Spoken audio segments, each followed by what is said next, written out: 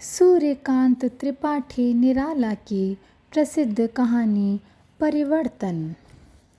परी 7 साल की थी और सूरज 10 साल का। दोनों धूप छाह से हिले मिले रहते थे। परी की आदत थी आज्ञा करने की। वह फूल तोड़ दो, वह फल चढ़कर गिरा दो। सूरज की आदत थी उसी समय उसे पूरा करने की। एक दिन नजर बाग वाले तालाब में कमल खिले थे। एक बड़ा सा अध खिला उन्हीं के बीच में था। परी ने कहा, वह बीच वाला लाल लाल बड़ा सा कमल ला दो सूरज। सूरज कूद पड़ा, तैरता नालों को चीरता हुआ कमल को तोड़ तो लिया, पर लेकर निकल न सका। पैर मृणालों में फंस गए। परी को देने को स्नेह फूल हाथ से न छोड़ा। पैरों को पटक पटक कर नालों की उलझन छुड़ाता रहा।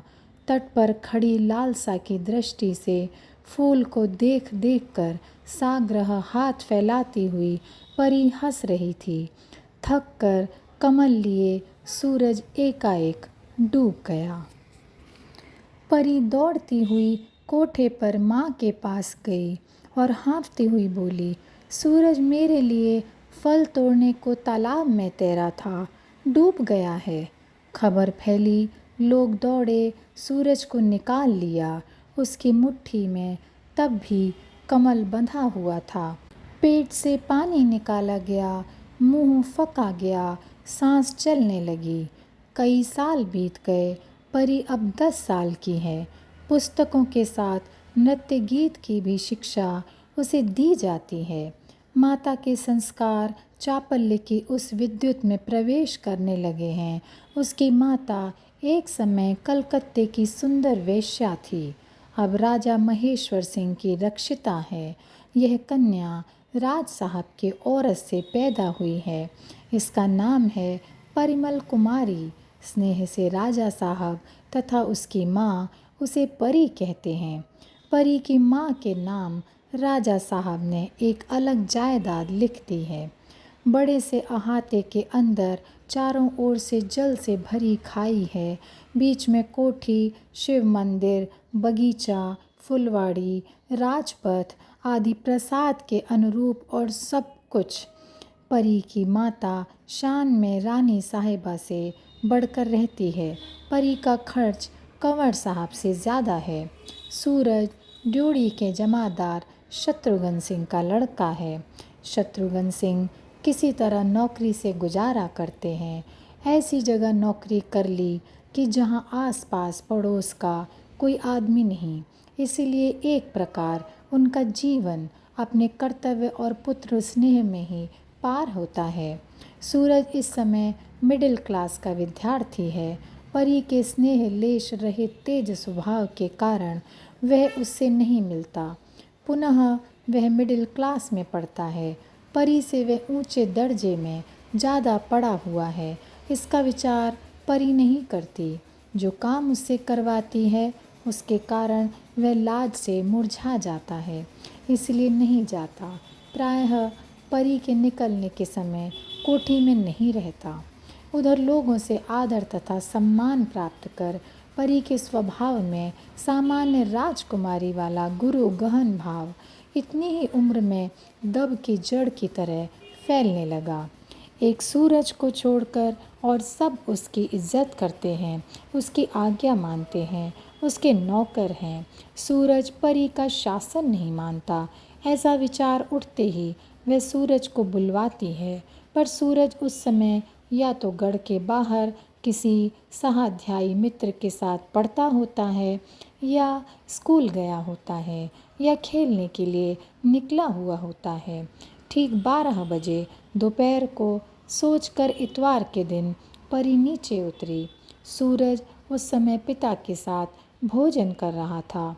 एक नौकर चुपचाप दौड़कर देख आने के लिए भेजा। लौटकर नौकर ने कहा, भोजन कर रहा है, अभी ले आओ। मैंने कहा, और ना आए तो कान पकड़ के ले आओ। हुक्म हुआ। नौकर दौड़ा और सूरज के बाप से कहा कि परी बहुत जल्दी सूरज को बुलाती है, भेज दो। नहीं तो दिखाने के लिए कान पकड़कर ले जाना होगा। सूरज का बाप आंसू पीकर रह गया। संभल कर कहा, लड़के को फिजूल परेशान करती है, क्या काम है? कुछ नहीं, नौकर ने कहा, गेंद धूप में फेंक दिया है और हट है कि सूरज ही आकर उठा के लेके आए। सूरज ने कहा, बाबू, मुझे इस तरह गेंद उठाकर देते हुए लाज लगती है। ठाकुर शत्रुघ्न सिंह की आंखों से आग निकलने लगी। कहा, हम नौकर हैं, हमारा लड़का नौकर नहीं, और हम भी गेंद उठाने की नौकरी नहीं करते, तलवार बांधने की करते हैं। जाओ, परी की माँ से कह दो। नौकर परी के पास लौट आया। कहा, सूरज नहीं आएगा, शत्रुघ्न सिंह बिगड़ रहा है। परी की आंखें लाल हो गईं, पर शत्रुघ्न सिंह वहाँ के सिपाहियों का अफसर था। वह भी कुछ डरती थी, इसलिए माँ के पास नालिश करने चली गई। उधर से नौकर भी चला। परी और नौकर की बातें सुनकर पूजा समाप्त करके आई हुई पहले कामलता दासी, अब श्रीमती रानी कमलता देवी तिनक कर द्रुतपद राजा साहब के कमरे में गई। राजा साहब का स्थायी निवास उन्हीं की कोठी में रहता था और आँखों की पुतलियों को बहों के पास तक चढ़ाकर एक झटका गर्दन का देती हुई बोली, यह तो ना होगा। सुना, तुम्हारी परी कभी कभी सूरज हुआ को बुलाकर खेलती है, इससे उनके पिताजी महान की मर्यादा जाती रहती है, क्योंकि उनके पुत्र अब दफ्तर के बाबू की जगह लेने वाले हैं। मैं पूछती हूँ, ऐसे आदमी को रखने से क्या फ़ायदा है? फ़ायदा क्या है? उसको निकाल दो। राजा साहब ने आज्ञा दी। रानी कामलता देवी ने कहा, परी के सामने पिता और पुत्र दोनों के कान पकड़कर गढ़ से बाहर कर दो।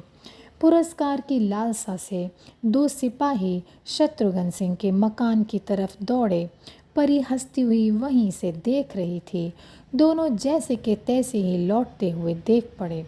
परी को साथ लेकर रानी कामलता देवी के पास जाकर कहा, वे लोग पहले ही से फाटक के बाहर निकल गए और सरकारी थाने में जाकर बैठे हैं। हर गोविंद से शत्रुघ्न कह गए हैं कि थानेदार को साथ लेकर कल चारज समझा जाएगा। 7 वर्ष और पार हो गए। परी अब 17 साल की परी हो गई है। राजा महेश्वर सिंह इस समय राजा और तल्लुकेदार में बड़े जोरों से समाज सुधार कर रहे हैं। संवाद पत्रों में इस कार्य के लिए कभी कभी उनके दिए दान की तालिका प्रकाशित होती है, और जिस सभा में समाज की बुराइयों पर उनका भाषण होता है, लोग तालियां पीट पीट कर अपनी सहानुभूति प्रकट करते हैं। देश के राजा रईसों के बिगड़ैल समाज सुधार के शंख स्वरूप के अंधे कुंवर लोगों ने एक वाक्य से राजा महेश्वर सिंह का समाज प्रेम स्वीकृत कर लिया है। प्रायः उनकी कलकत्ते वाली कोठी में एकत्र होते हैं और परी के रूप में जलकर सहानुभूति की राख उसके पिता की आंखों में झोंक कर चले जाते हैं। राजा महेश्वर सिंह की इतनी उदारता, दान मान और समाज सुधार का यह फल न हुआ कि किसी कंवर से वह परी का विवाह कर पाते। अधिकांश कंवरों के पिता जीवित थे। पिता की मृत्यु न होने तक विवाह के लिए कंवर लोग अपनी सम्मति नहीं दे सकते। राजा महेश्वर सिंह जी को बातचीत पड़ने पर समझा देते थे। 2 साल से राजा महेश्वर सिंह भी उनमें से किसी के पिता के मरने की प्रतीक्षा कर रहे थे, पर परी के दुर्भाग्य से अभी तक सब जी रहे हैं। रावनगर, धनपुर, कटहर, बिड़ासी, पाटन, बहेड़ा, भुजैन, गजखान, कुम्हौड़ा, तिरपट, सकोटा आदि आदि की नवीस गद्दी आबाद नहीं हुई। कुछ दिनों से उन्हें महाराज प्रताप नारायण सिंह चंदपुर से आशा हो रही है। रानी कामलता देवी की भी इच्छा है कि परी का विवाह यहीं हो। राजा साहब को भरोसा इसलिए है कि महाराज चंदपुर को बंगाली सभ्यता बहुत ज़्यादा पसंद है। समाज सुधारक के नाम से प्रसिद्ध राजा महेश्वर सिंह से जब वह पहले पहल कलकत्ते के ग्रैंड होटल में मिले थे, तब बंगाल की सभ्यता की बड़ी तारीफ की थी और उनके समाज सुधार के लिए सहानुभूति दिखलाई थी। इसके बाद रानी कामलता देवी तथा कुमारी परिमल को साथ लेकर कई बार राजा महेश्वर सिंह उनसे मिल चुके हैं। माता के साथ परी भी सहमत है, कारण वहाँ ऐश्वर्य और सम्मान अधिक है। आज महाराजा साहब के सेक्रेटरी मिस्टर रेटलर साहब फिर राजा महेश्वर सिंह जी को निमंत्रण देने के लिए आए हैं कि रात 9 बजे कृपा करके राजा साहब सपरिवार महाराजा साहब की कोठी में दर्शन दें। सपरिवार राजा साहब महाराजा साहब के साथ भोजन कर रहे थे और कोई न था। भोजन में राजाओं के साथ सम्मिलित हो भी नहीं सकता था। राजा साहब ने महाराजा साहब को गौर से परी की ओर देखते हुए देखकर आशा से पुलकित होकर कहा, महाराज, अगर एक संबंध बंगाल में भी करें तो अच्छा हो। प्रांतीय सौहार्द इस प्रकार से बढ़ता रहे। मेरी इच्छा तो है। महाराज साहब ने परी की ओर देखते हुए कहा। रानी कामलता देवी ने मुस्कुराकर कहा, आप मेरी परी से विवाह कीजिए। बड़ी सभ्यता से महाराजा साहब ने कहा, आपकी आज्ञा मुझे शिरोधार्य है।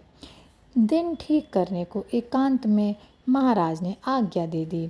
लौटकर राजा महेश्वर सिंह ने रानी कामलता देवी से कहा, पहाड़ी हुस है, परी को देखकर पागल हो गया है। हमें तो अपना मतलब गांठना है। विवाह से पहले महाराजा साहब ने कहला भेजा कि आप तो समाज सुधारक हैं, विवाह में व्यर्थ खर्च क्यों किया जाए। वही रकम जिस सार्वजनिक संस्था को आप कहें दे दी जाए। प्रस्ताव राजा को भी पसंद आया। फिर पंडित लोग महाराजा साहब की तरफ के तो एक पग इधर से उधर होने वाले ना थे। बोले, हमारे महाराज का विवाह तो उसी ढंग से होगा जो रीति हमारे यहाँ प्रचलित है। उदार राजा महेश्वर सिंह ने यह भी मंजूर कर लिया। विवाह का दिन जहाँ तक शीघ्र किया जा सका स्थिर किया गया। राजा साहब को महाराजा साहब के यहाँ की सभी प्रथाएं मंजूर करनी पड़ी। इसीलिए विवाह के दिन राजा साहब को अपने कुछ आदमियों, रानी कामलता देवी तथा परी के साथ महाराजा साहब के ही मकान में जाना पड़ा। राजा साहब अपनी तरफ से कोई ब्राह्मण पंडित नहीं ले गए थे। उन्हें ब्राह्मणों के मंत्रों पर विश्वास न था। मंत्रोच्चार करते समय ब्राह्मणों को दासी ग्रहणम कई बार कहते हुए सुनकर राजा साहब चौंके, पर संस्कृत अच्छी पढ़ी न थी। सोचा, यह भी कोई रीति ही है, यहाँ की होगी। इस विचार से चुप हो रहे। कन्या दासी समर्पणम से दासी ग्रहणम सब पूरा हो गया। प्रधान पंडित ने कहा, राजा महेश्वर सिंह जी ने हमारे महाराज को दासी रूप से अपनी कन्या का समर्पण किया है। राजा साहब को शब्द बड़े बुरे लगे। पूछा, दासी रूप क्या है? प्रधान पंडित ने कहा, आपने अपनी कन्या महाराज की सेवा के लिए दी है। राजा साहब रुष्ट होकर बोले, आप केवल दासी और सेवा का उल्लेख करते हैं। पंडित ने कहा, महाराज के पूज्य पिताजी की ऐसी ही आज्ञा है। वह महाराज आ रहे हैं। राजा महेश्वर सिंह ने देखते ही पुकारा, शत्रुघ्न सिंह, चुप, कान पकड़कर निकाल दिए जाओगे। पास ही खड़े हुए महाराज के एक शरीर रक्षक ने कहा। राजा महेश्वर सिंह महाराज शत्रुघ्न सिंह ने कहा, तुम्हारी जैसी लड़की है, हमने वैसा विवाह भी कराया। हम अपने विपक्ष के सताए हुए राज्य से भगकर तुम्हारे यहाँ 2 रोटियों के लिए राज्य के हकदार बच्चे को लेकर गए थे। समय बदला, लड़के को गद्दी मिली। तुम और तुम्हारी ये 7 रोज तक हमारे जूते उठाओ तो तुम्हारी लड़की को लड़की समझकर क्षमा कर लड़के के साथ एक आसन पर बैठने का अधिकार हम देंगे। क्षत्रिय होकर क्षत्रिय के साथ वैसा नीच बर्ताव तुम देखते रहे। और यहीं पर यह कहानी समाप्त होती है।